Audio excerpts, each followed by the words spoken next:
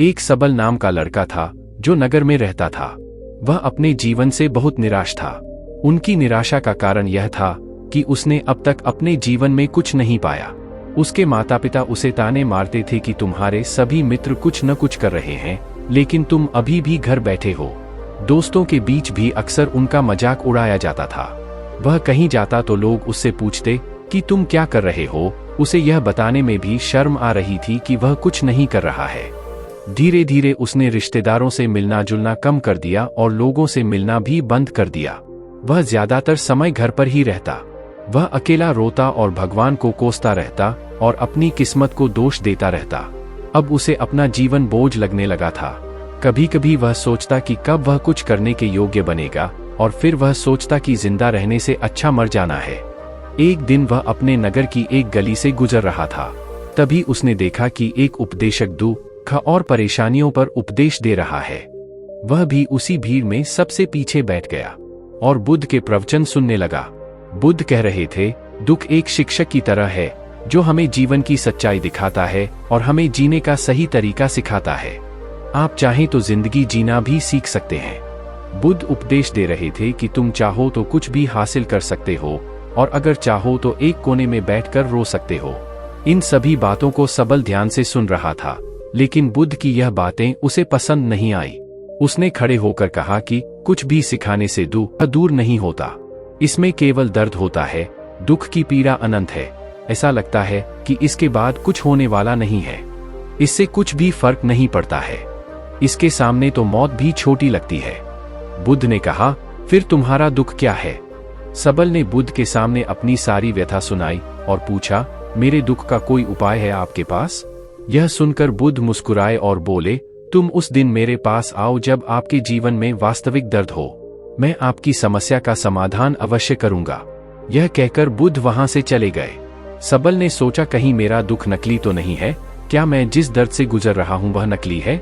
मेरा दुख कोई नहीं समझ सकता। जब माँ बाप नहीं समझते तो बुद्ध क्या समझेंगे?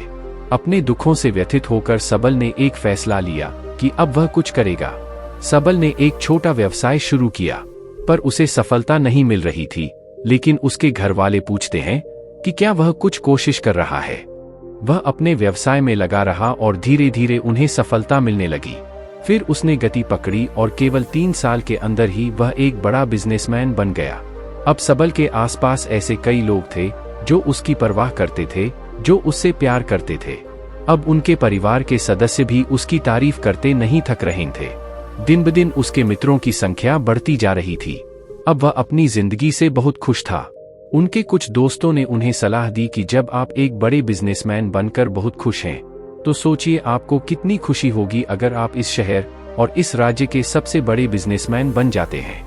कितने लोग आपसे जुड़ना चाहेंगे, आपकी कितनी बड़ी ख्याति होगी, और स्वयं राजा भी आपसे दोस्ती करना चाहेंगे और जरूरत पड़ने पर ही आपसे पैसे उधार लेंगे। दोस्तों की यह बात सबल के मन में घर कर गई। अब वह और पैसे कमाने की कोशिश करने लगा, लेकिन उसे यह सब बहुत ही जल्दी चाहिए था। वह समय बर्बाद नहीं करना चाहता था। उनका अधिकांश समय इन चीजों को प्राप्त करने में लगाने लगा। इसलिए वह ऐसे काम करने लगा जो सही नहीं थे। उसने बड़ा उधार लेना शुरू कर दिया। अधिक मुनाफा कमाने के लालच में वह अपने माल में मिलावट करने लगा। उसने अन्य व्यापारियों के खिलाफ भी साजिश रची और उन्हें डराया धमकाया। जैसा उसके दोस्त कहते थे वो वैसा ही करने लगा। वह इन तरीकों से ज्यादा पैसा कमा रहा था, पर अब उसके जीवन में पहले जैसा चैन नहीं रहा। उनके मन की शांति गायब हो गई थी और वह रात को सो नहीं पा रहा था। वह हंगामे में रहता। वह सब कुछ पाकर भी उन्हें किसी चीज में सुख नहीं मिल रहा था। एक दिन सबल अपनी गाड़ी में कहीं जा रहा था। तभी रास्ते में उन्हें बुद्ध का आश्रम दिखाई दिया। वह रुका और बुद्ध के पास जाकर बोला, बुद्ध, आपने मुझे मेरे पास आने के लिए कहा था जब मेरे जीवन में सच्चा दुख आता है। अब मैं बहुत दुखी हूँ और मेरी नींद हराम हो गई है। मुझे कहीं भी शांति नहीं मिल रही। इस प्रकार सबल ने अपनी सारी समस्याएं बुद्ध को बता दी। बुद्ध ने कहा, जब तुम पहली बार मुझसे मिलने आए थे तब भी तुम किसी दुख में थे। तुमने उस दर्द से क्या सीखा? सबल ने कहा कि सिर्फ सोचने और चिंता करने से कुछ नहीं होता। आपकी दृष्टि को सच करने के लिए यह कार्रवाई करता है। और सिर्फ काम करने से कुछ नहीं होता, परिणाम भी मिलना चाहिए। जब आपको लगता है कि आपका लक्ष्य हासिल नहीं होने वाला, तब राह में चाहे कितनी भी मुश्किलें आ जाए, मन कितना भी निराश क्यों न हो, कितना भी लगता हो कि अब कुछ नहीं होने वाला है, तभी विश्वास करें, मैं जो भी कर रहा हूं उसमें अवश्य सफल होऊंगा। लोग केवल सफल लोगों का सम्मान करते हैं। कोई कितना भी अच्छा क्यों न हो, वह हमेशा लोगों की नजरों में बोझ बने रहते हैं। यह सब सुनकर बुद्ध मुस्कुराए और बोले, जो आपके पास है यह वास्तविक दुख नहीं है। अपने जीवन में वास्तविक दुख आए तब मेरे पास आओ, मैं उसे ठीक कर दूंगा। सबल ने जाते समय बुद्ध को सोने के सिक्कों से भरा घड़ा भेंट किया। घड़े को देखकर बुद्ध ने कहा कि यह मेरे किसी काम का नहीं है, उस पेड़ के नीचे गड्ढा खोदकर गाड़ दो। सबल ने घड़े को पेड़ के नीचे दबा दिया। बुद्ध को प्रणाम कर वह वहां से चला गया। कुछ दिनों से कारोबार ठीक चल रहा था, लेकिन व्यापार के गलत तरीके के कारण धीरे धीरे उसे व्यापार में घाटा होने लगा। उसकी सारी दौलत धीरे धीरे खत्म होने लगी और एक दिन ऐसा भी आया जब उसके पास कुछ भी नहीं बचा और उस पर कर्ज का बोझ चढ़ गया था, परंतु वह निश्चिंत था, क्योंकि उसने अपना सारा कर्ज अपने दोस्तों से लिया था। उसने सोचा कि उसके दोस्त बुरे वक्त में उनके साथ खड़े रहेंगे, लेकिन ऐसा कुछ नहीं हुआ। जैसे ही बुरा वक्त आया, दोस्त पहले उससे कर्ज मांगने लगे। अगर उसने कर्ज नहीं लौटाया तो उन्होंने उसे जान से मारने की धमकी भी दी। उनके सभी शुभचिंतक और प्रियजन उससे दूर हो गए। उसके दोस्त, जो उसके साथ मस्ती किया करते थे, अब उससे दूर भाग रहे थे। उसका परिवार उसकी गलतियां और कमियां गिनने लगा। उनकी सारी संपत्ति नीलाम कर दी गई और उसके पास कुछ भी न बचा। जब उसने अपने पिता से मदद मांगी, पिता ने कहा कि मेरे पास थोड़ी सी संपत्ति है, मैं तुम्हारी माँ को क्या कहूँगा अगर मैं तुम्हें दे दूं? यह संपत्ति हमारा अंतिम उपाय है। सबल के मन में गहरा दुख छा गया। उसके आसपास कोई नहीं था जो उनके दुख को समझ सके, जो उसे संभाल सके। जनता के इस विश्वासघात के कारण वह अंदर से टूट चुका था। वह सोचने लगा कि अब जीने का क्या मतलब है, अब मौत ही मेरा सहारा है। वह आत्महत्या करने के लिए पहाड़ी पर जा रहा था। तब से उसे याद आया कि बुद्ध ने उससे कहा था, मेरे पास आओ जब तुम्हारे जीवन में वास्तविक दुख हो। सबल बुद्ध के पास गया और अपनी सारी व्यथा सुनाई। आंखों में आंसू लिए उसने कहा, हे बुद्ध, मेरे दुख का निवारण कीजिए। बुद्ध ने कहा, जब जीवन में असली दुख होता है तब मेरे पास आ जाना, मैं इसे जरूर ठीक करूंगा। सबल ने कहा कि ये क्या हो रहा है, मेरी जिंदगी में अभी दुख नहीं है, तो आखिर असली दुख क्या है? बुद्ध ने सबल से कहा कि पहले आप मुझे बताओ, आपने अपने दुख से क्या सीखा? सबल ने कहा कि मैंने यह सीखा, जो लोग हमारे जीवन में आते हैं वह हमारी सफलता और प्रगति के कारण वो हमें धोखा जरूर देंगे, क्योंकि बुरे समय में वे हमारे साथ नहीं खड़े होंगे। वे अच्छे समय में ही हमारा फायदा उठाएंगे और बुरे समय में हमें छोड़ देंगे। उन लोगों पर ही भरोसा करें जो हमारे बुरे समय में हमारे साथ खड़े रहते हैं। लेकिन ऐसे लोग बहुत कम होते हैं, लेकिन जिनके पास है उन्हें उनकी सराहना करनी चाहिए, उनका अपमान नहीं करना चाहिए। हमें कभी भी किसी के खिलाफ साजिश नहीं रचनी चाहिए। अपना काम ईमानदारी और धैर्य से करो और कभी लालची मत बनो। अपने सारे दुख दर्द और अनुभव बयां करने के बाद सबल बुद्ध के सामने आंखों में आंसू लिए बैठ गया। कुछ देर बाद बुद्ध उठे और पेड़ के नीचे एक गड्ढा खोदा और घड़ा निकाल लिया, जो सोने के सिक्कों से भरा हुआ था। उन्होंने सबल को देकर कहा, मेरे पास आओ जब तुम्हारे जीवन में वास्तविक दुख हो। सबल ने अपने बुद्ध को धन्यवाद दिया और उन्हें प्रणाम करके चला गया। उस पैसे से सबल ने एक छोटा सा व्यवसाय शुरू किया। अब वह छोटा व्यापारी बनकर भी खुश है। उसने पूरी लगन और ईमानदारी से कारोबार किया। जल्द ही वह अपने शहर का एक बड़ा व्यापारी बन गया। उनका जीवन सुख सुविधाओं से भरा हुआ था। लेकिन कोई कितना भी अच्छा क्यों न हो, लेकिन जीवन में दुख आता है, तो सबल के जीवन में भी दुख आते थे। अपने माता पिता की मृत्यु के रूप में वे दोनों एक ही दिन मर गए। सबल अपने माता पिता से बहुत प्यार करता था, इसलिए उनके निधन से उन्हें गहरा सदमा लगा। वह शवों को ले गया, दोनों को श्मशान घाट ले गया, जहां अंतिम संस्कार किया गया। वहां उसने अपने माता पिता का शव जलता हुआ देखा तो उनका मन बेचैन हो उठा। उसके मन में कई सवाल उठने लगे।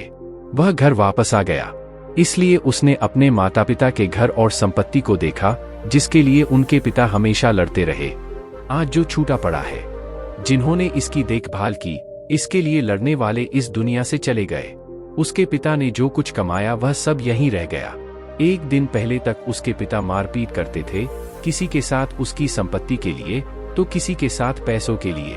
आज वो खुद इस दुनिया से चले गए। उसका मन ऐसे अनेक विचारों के बवंडर में था। वह अंदर से अकेला और डरा हुआ महसूस कर रहा था। वह खाली महसूस कर रहा था। उसे लगा कि कुछ है, वह समझ नहीं सका। इसलिए वह बुद्ध के पास गया। उसे देखकर बुद्ध ने कहा, क्या जीवन में कोई दुख है? सबल ने कहा, वैसे तो जीवन में कोई दुख नहीं है, सब कुछ अच्छा चल रहा है, लेकिन आज मेरे माता पिता का देहांत हो गया। मैं इस घटना से बेहद दुखी और परेशान हूँ। बुद्ध ने कहा, इसमें दुखी होने की क्या बात है? एक दिन सबके अपनों को मरना है। कोई न कभी रहा है और न कभी रहेगा। एक दिन तुझे भी मरना है। शायद तुम कल ही मर जाओगे या आज भी मर सकते हो। सबल ने कहा, क्या कह रहे हो गुरुजी? मैं भी मर जाऊंगा, लेकिन मैं अभी जवान हूँ। बुद्ध ने कहा कि सब जी रहे हैं इस भ्रम में कि मृत्यु केवल दूसरों को आती है, बड़ों के पास ही आती है। लेकिन जवान और बूढ़े मर जाते हैं, बच्चे मर जाते हैं। मौत का उम्र से कोई लेना देना नहीं है। यह सभी को प्रभावित करता है। बुद्ध की ये बातें सबल के मन में घर कर गईं और वह चुपचाप चला गया। लेकिन उसका मन अभी भी बेचैन था। वह खाली महसूस कर रहा था। वह सारा दिन अपने बारे में ही सोचता रहा कि वह कौन है, वह इस दुनिया में क्यों आया है, क्या जीवन का लक्ष्य केवल चीजों को खाना और मरना है? ऐसे कई सवाल उसके दिमाग में लगातार उठ रहे थे, लेकिन उसे अपने किसी भी सवाल का जवाब नहीं मिल रहा था और उसका दुख दिन ब दिन बढ़ता ही जा रहा था। इसलिए कुछ दिन बाद वह फिर से बुद्ध के पास पहुंचा और बोला, हे स्वामी, मैं बहुत दुखी हूँ, क्योंकि मैं यह नहीं जान पा रहा हूँ कि मैं कौन हूँ और मैं इस दुनिया में क्यों आया। यह सुनकर बुद्ध मुस्कुराए और बोले, आज तुम्हारे जीवन में पहली बार सच्चा दुख उत्पन्न हो गया है। यह वास्तव में दुख कहलाने के लायक है। हम नहीं जानते कि हम कौन हैं, हम क्यों आए हैं, क्या करना है, कैसे करना है। सबल ने बुद्ध से कहा कि मेरी दुर्दशा दूर करो। बुद्ध ने कहा कि हम सभी इंसान हैं, जीवन भर संग्रह करते रहते हैं। सबल ने कहा कि सभी इंसान जीवन भर धन, सम्मान, परिवार, प्रतिष्ठा, मित्र, शत्रु आदि जमा करता है। बुद्ध ने पूछा, क्या हम एकत्रित की गई चीजों में से कुछ भी अपने साथ ले जा सकते हैं? सबल ने कहा, कोई भी इंसान अपने साथ कुछ भी नहीं ले जा सकता, वह सिर्फ अकेला ही जाता है। मेरे माता पिता भी अपने साथ कुछ भी नहीं लेकर गए। सब कुछ धन, संपत्ति, वैभव, सब कुछ यहाँ पर छोड़ कर गए। बुद्ध ने कहा, अब मेरी बात ध्यान से सुनो। इस संसार में हमें जो संग्रह करना चाहिए वह हम नहीं करते। चीजें हमारे सामने होती हैं, लेकिन हम उन्हें देखने की कोशिश नहीं करते। हमें इस दुनिया में जो कुछ भी इकट्ठा करना है वह हम खुद हैं। हमें खुद को जुटाना होगा ताकि जब हम मरें तो हम एकजुट हो सकें और खुद को पहचानने में सक्षम हो सके। हम अंदर बंटे हुए हैं। हम प्यार, नफरत, गुस्सा, ईर्ष्या में बंटे हुए हैं। क्रूरता, धन, स्थिति, प्रतिष्ठा, सम्मान, पहचान, धर्म, जाति, सैकड़ों हजारों ऐसी चीजों और इच्छाओं में हम विभाजित हैं और टुकड़ों में जीवन जी रहे हैं। इस विभाजन के कारण हमारी चेतना कभी एक नहीं हो सकती। हमारी चेतना शक्ति बिखरी हुई है, इसलिए हमारे पास इतना समय नहीं है, इतनी ऊर्जा नहीं कि हम मुड़ सकते हैं और अपने भीतर देख सकते हैं। वास्तव में धन, सम्मान और सुविधाओं का अभाव, लोग इसे दुख समझते हैं और जीवन भर के लिए जो दुख कहकर रोते रहते हैं और समाधान खोजने का प्रयास करते रहते हैं, उन्हें अपना समाधान कभी नहीं मिलेगा, क्योंकि जिसे लोग दुख कहते हैं वह वास्तविक दुख नहीं है। यह सिर्फ एक आदमी की इच्छा है। उसकी इच्छा कभी पूरी नहीं होती, इसीलिए व्यक्ति को कभी उनके प्रश्नों का समाधान नहीं मिलता। इसलिए इन सब से परे, यदि आप अपने दुखों का अंतिम समाधान चाहते हैं तो सबसे पहले खुद को समेटो। इस दुनिया से अपनी ऊर्जा वापस ले लो और इकट्ठा करो। अपने आप पर ध्यान केंद्रित करो, स्वयं पर ध्यान दो। अपने मृत्यु से पहले अपने आप को जानने की कोशिश करो, बिखरो मत। सबल ने कहा, तो बुद्ध, क्या हम इस संसार को छोड़ दें? हमारी सभी इच्छाओं को मार देना चाहिए, किसी से प्रेम नहीं करना चाहिए, धन संग्रह नहीं करना चाहिए, सम्मान की आशा छोड़ देनी चाहिए। बुद्ध ने कहा कि भावनाओं और इच्छाओं ऐसे बिखरे हुए मनुष्य में से निकल आओ, जैसे कोई पत्थर पहाड़ से गिरे, जिस पर पर्वत का कोई वश नहीं है सिवाय देखने के, परेशान होना और कुछ खोना। वैसे ही बिखरे हुए मनुष्य की इच्छाएं बेकाबू और दर्दनाक हैं। उसका अनियंत्रित मन इच्छा करता रहता है और कल्पना करता रहता है और यह दुख देता है। लेकिन जब एक व्यक्ति अपने मन को एकत्र करता है तो वह जो कुछ भी करता है वह उसके नियंत्रण में होता है। फिर उसकी इच्छा से इच्छाएं भी उत्पन्न होती हैं। सबल ने कहा कि आपने मेरे असली दुख का समाधान कर दिया। आपका बहुत बहुत धन्यवाद। अब से मैं खुद को समेटने, खुद को तराशने की कोशिश करूंगा। बुद्ध ने कहा कि मानव शरीर में बहुत ऊर्जा और शक्ति है, लेकिन यह फालतू के कामों में बंटा हुआ है, बेकार की बातों में लगा हुआ है। यह एक बहुत ही शक्तिशाली मशीन की तरह है। एक बच्चे के हाथ में रखा जा रहा है और वह बिना सोचे समझे अपनी शक्ति बर्बाद कर रहा है, बिना किसी नियंत्रण के। इसीलिए इस शक्ति पर ध्यान दें, अपनी चेतना और इसे इकट्ठा करें। सबल को अपने प्रश्नों का उत्तर मिल गया। उसने बुद्ध का शुक्रिया अदा किया और चला गया। तो दोस्तों, उम्मीद है आपको यह कहानी पसंद आई होगी। और इंटरेस्टिंग वीडियोस देखने के लिए हमारे चैनल अभी विद इंस्पायर्ड को जरूर सब्सक्राइब कर देना। तो मिलते हैं नेक्स्ट वीडियो में।